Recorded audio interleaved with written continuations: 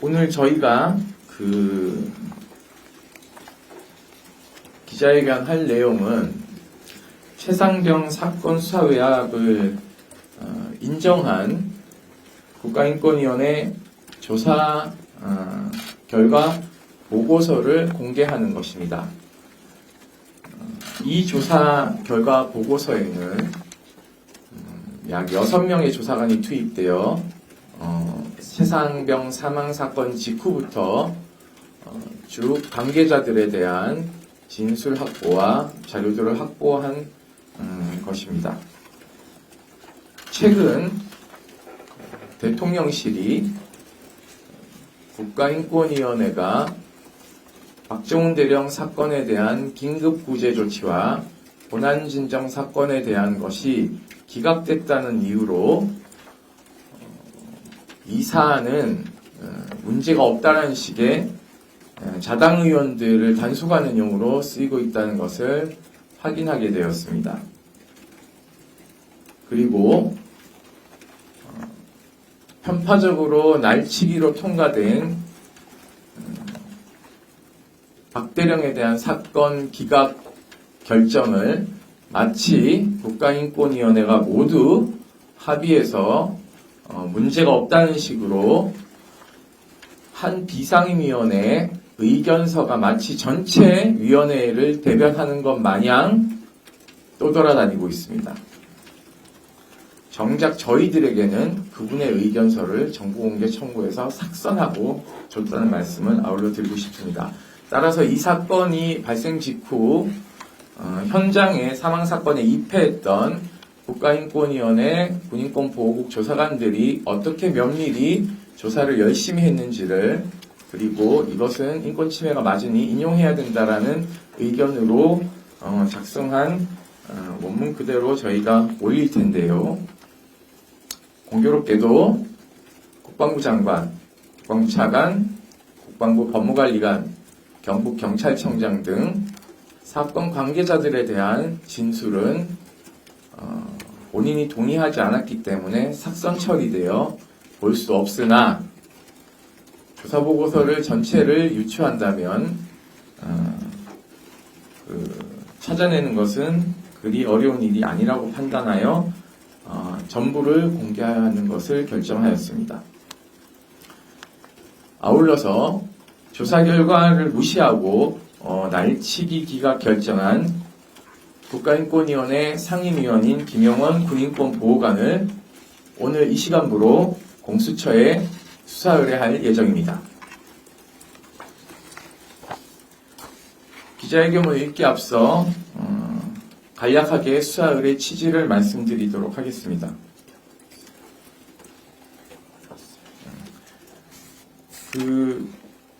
제가 중복적으로 말씀드리지만 앞서 조금 더 말씀드리도록 하겠습니다.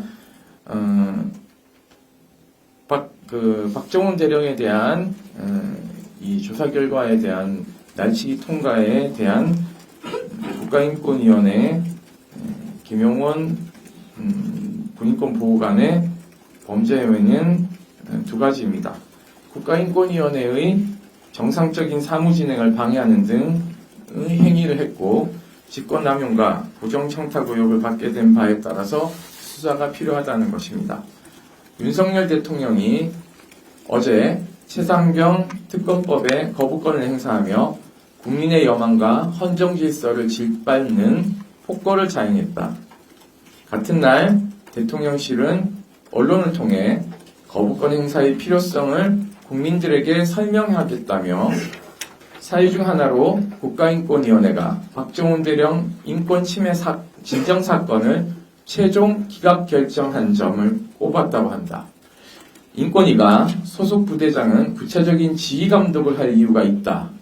군사경찰은 상관의 직무상 명령에 복종해야 할 의무가 있다며, 박정훈 대령은 수사 외압을 겪은 게 아니라 항명한 것이라고 판단했다는 것 설명도 덧붙여졌다.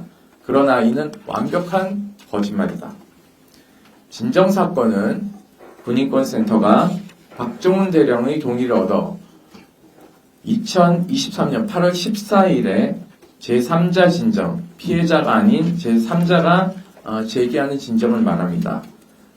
로 제기했고, 진정사건은 군인권 침해 사건에 대하여 군인권보호관 소관이 되었고 국가인권위원회 군인권보호소위원회에 배당되었다. 소위 위원장은 김용원입니다. 당초 군인권센터가 인권위에 진정을 넣었던 건 사건 판단을 맡게 될 김용원 군인권보호관이 최상병 사망사건 진상규명에 의혹이 있다고 보았기 때문이다. 김 보호관은 7월 19일 사망사건을 인지하고 곧 현장에 조사관을 파견했다. 이어 직접 7월 21일 최상병 장례식장에 참석하여 김계한 해병대 사령관과 박정훈 수사단장과 면담까지 하며 국민의 눈높이에 맞는 수사를 해달라고 당부했다. 특별히 박대령에게는 사망 원인 범죄를 규명함에 있어 형법상 업무상 과실치사죄의 적용 범위를 넓게 해석할 필요가 있다는 조언까지 해주고 갔다. 참고로 김 보호관은 검사 출신이다.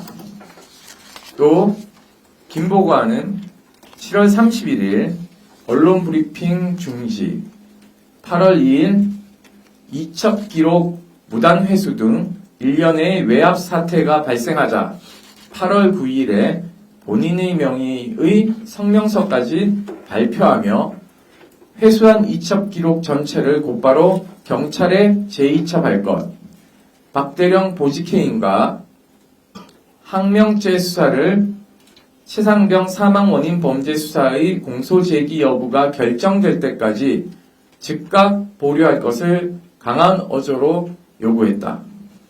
그는 사건의 축소, 은폐에 대한 국민적 의혹을 우려하며 군 수사기관의 독립성 저해 문제까지 언급했다. 센터는 이를 믿고 8월 14일에 진정과 긴급구제 신청까지 제기한 것이다. 그런데 익히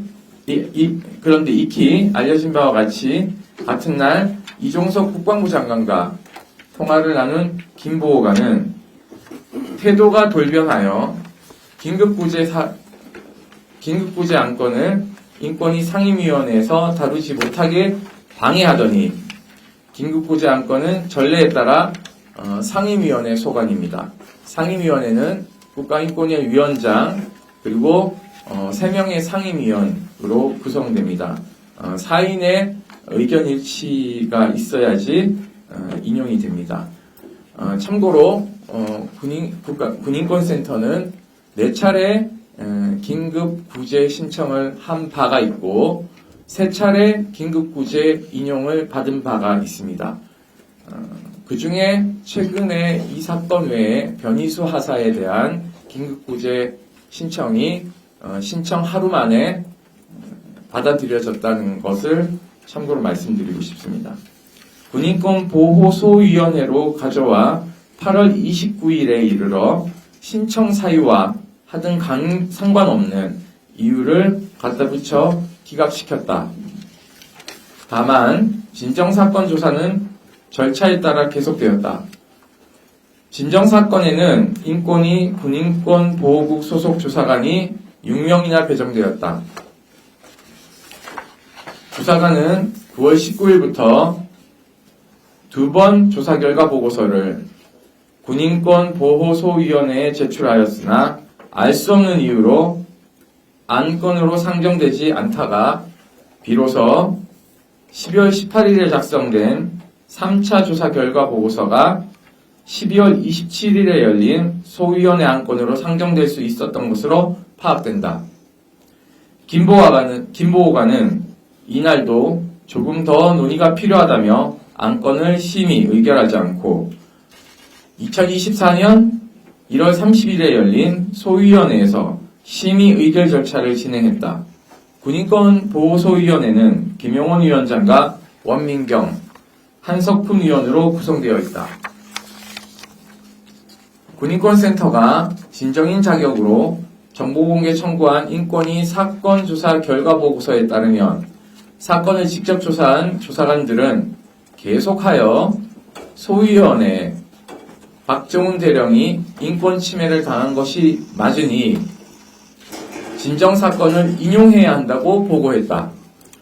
조사관들은 국방부 장관, 국방부 차관, 해병대 사령관, 국방부 법무관리관, 국방부 검찰단장, 해병대 수사단, 국가안보실, 대구지방검찰청, 포항지청, 경상북도 경찰청 등 광범위한 기관을 조사했다. 그 결과 조사관들이 내린 결론은 다음과 같아. 첫째, 부대장의 군사경찰 지휘감독권은 관련 법령의 제정 취지와 조문의 내용을 고려할 때 일반적인 지휘감독 권한만을 부여했다고 해석해야 하며 구체적인 사건에 대한 지휘 권한을 포함한다고 해석할 수는 없다. 만약 그런 권한을 인정한다면 과거 군에서 부대장의 의중에 따라 수사, 재판의 결과가 좌지우지되었던 형태가 반복되는 결과가 초래될 수 있다. 둘째, 해병대 수사단의 활동은 수사가 아닌 조사라는 국방부 주장과 달리 군사법원법에 따라 수사가 맞다.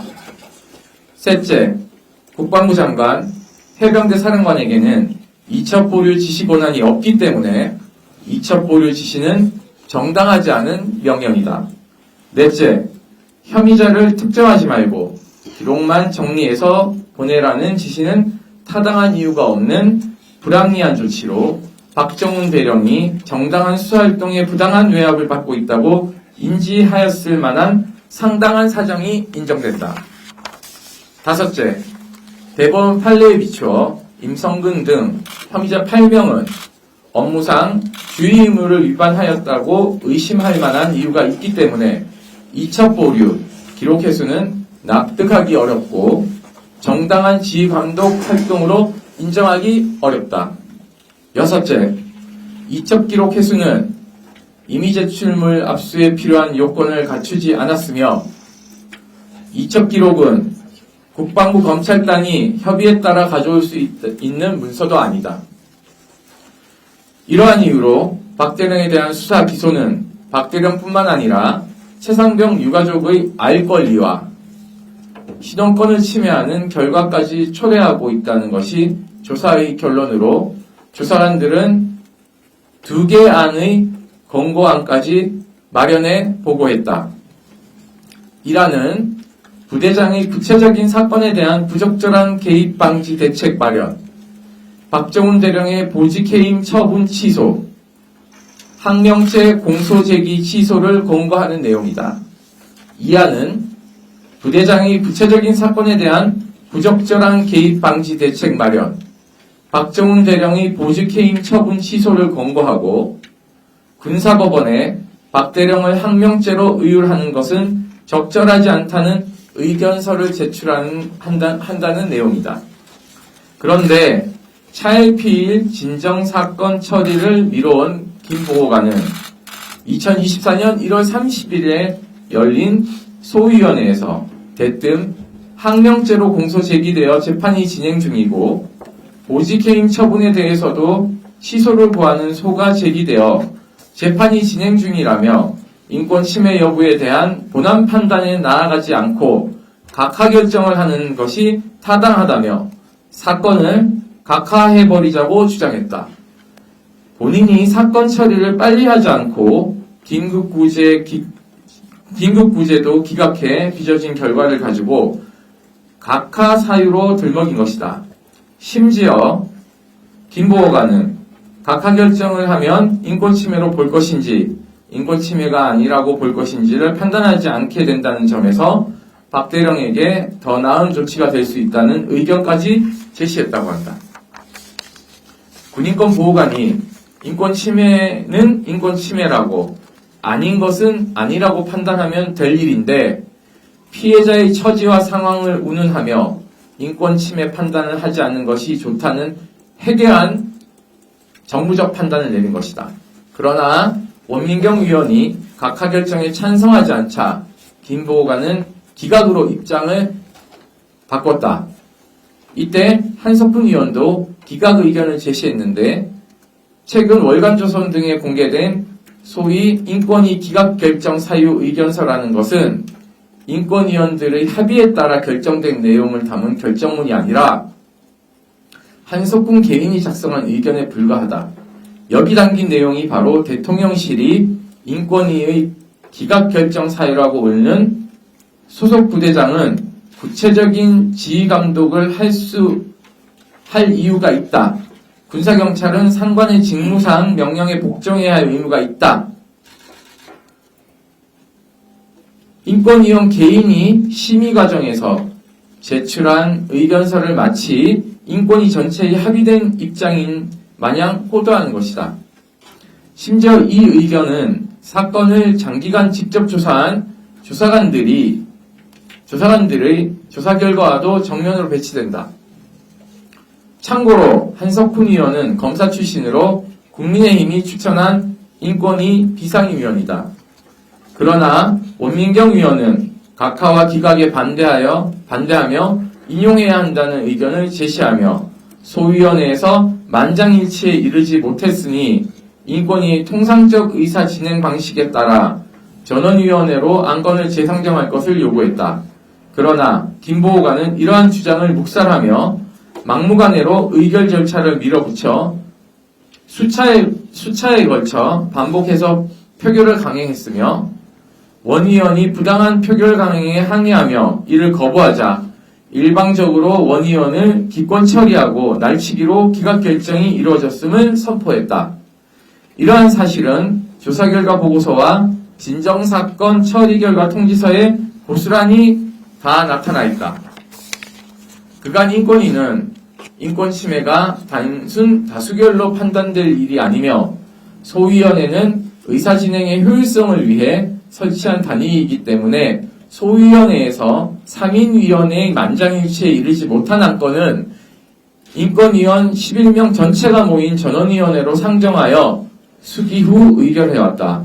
그런데 일개 상임위원에 불과한 김보호관은 위원회의 의사 진행 방법을 기관장인 위원장의 재가나 최고 의사결정기구인 전원위원회의 의결도 받지 않고 임의로 바꿔서 소위에서 기각 결정하고 진정인 등에게 통보해버렸다. 이는 명백한 직권남용이다. 윤 대통령이 임명한 김보호관과 국민의힘이 추천한 한석훈 의원은 이런 무리수까지 도가며 박대령 사건을 전원위에 상정하지 못하게 막은 뒤 마음대로 기각시켜버린 것이다.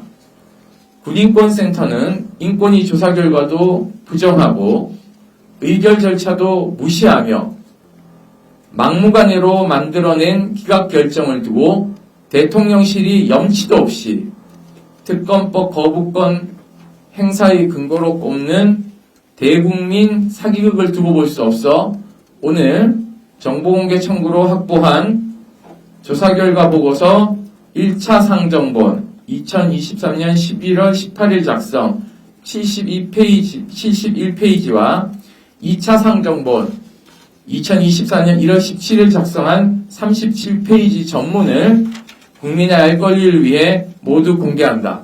내용을 보면 여야를 막론하고 국회의원들 역시 특검이 왜 필요한지 바로 이해할 수 있을 것이다.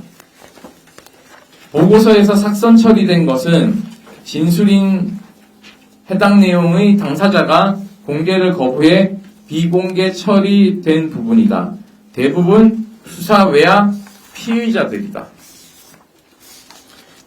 김용원 군인권보호관이 사건의 진정인인 이종섭 장관과 모종의 부적절한 통화를 주고받은 이후 인권위에서 벌어진 납득하기 어려운 박정훈 대령 긴급구제 및 진정사건 기각 상황은 명백히 특검 수사 대상이다.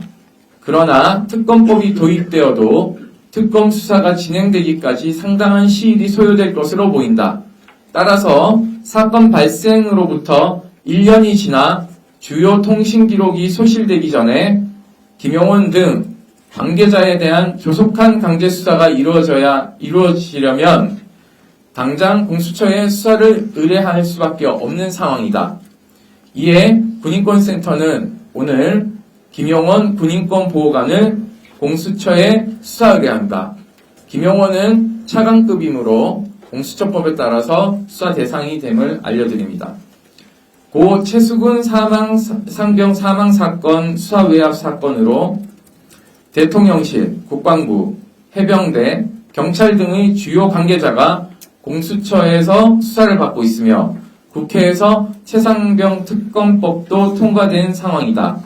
이 가운데 인권침해 피해자를 위해 입법, 사법, 행정부로부터 독립되어 설치된 국가인권위원회의 상임위원이자 군에서 발생하는 인권침해를 해결할 목적으로 설치된 군인권보호관이 수사위압 사건의 주요 피의자인 이종석 국방부 장관으로부터 압력 내지 청탁을 받아 공정해야 할 국가인권위원회의 조사, 심의, 의결 과정에 영향을 미쳤다면 이 역시 반드시 엄중히 수사, 처벌해야 할 사안이 아닐 수 없다.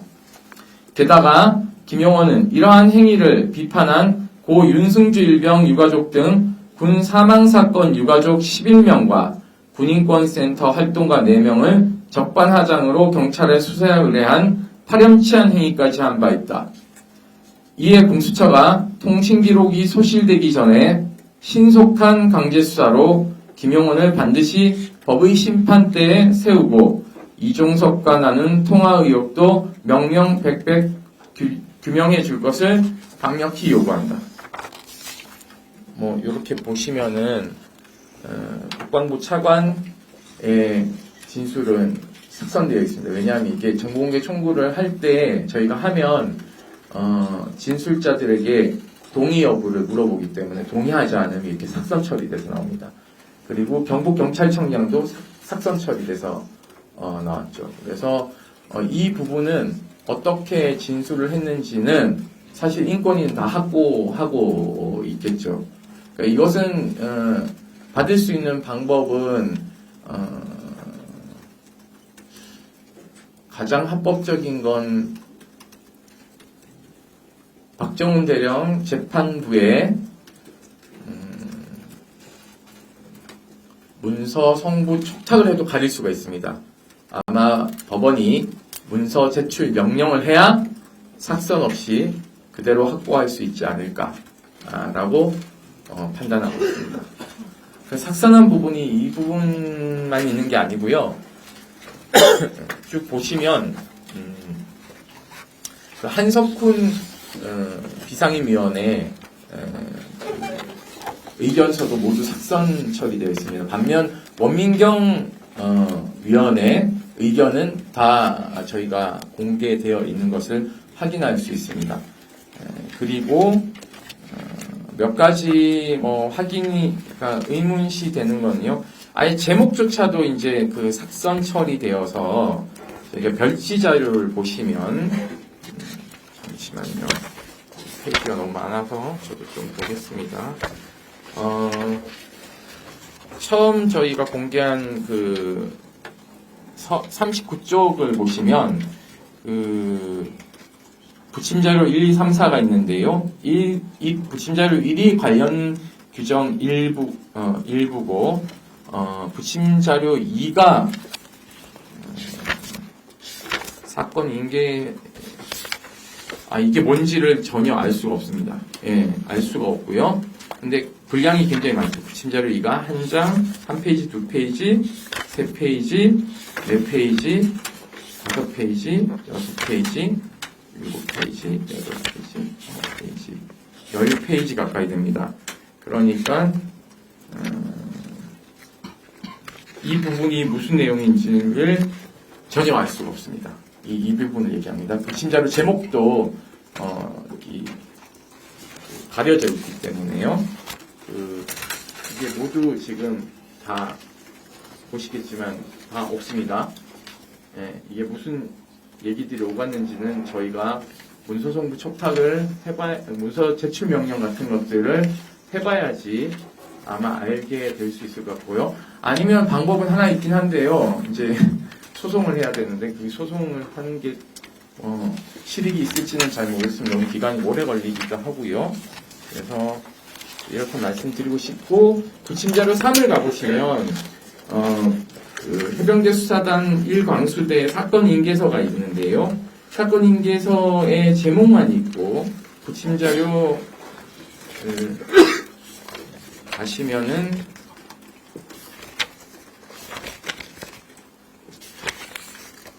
이 자료도 보시면 부침자료 3이라고 해서 해병대 수사단 제1강수대 사건 인계서가 있는데, 인계서 앞장의 제목 이렇게 그냥 강수대가 작성한 문건이라고만 나오고 나머지는 별치는 다 이렇게 다 지워져 있습니다. 아마 추정컨대 인계서에는 범죄 혐의 등등등을 나열한 것이기 때문에 그러한 피의자들의 어떤 혐의점이나 이런 것들이 있지 않을까를 유추해 보기는 합니다. 예.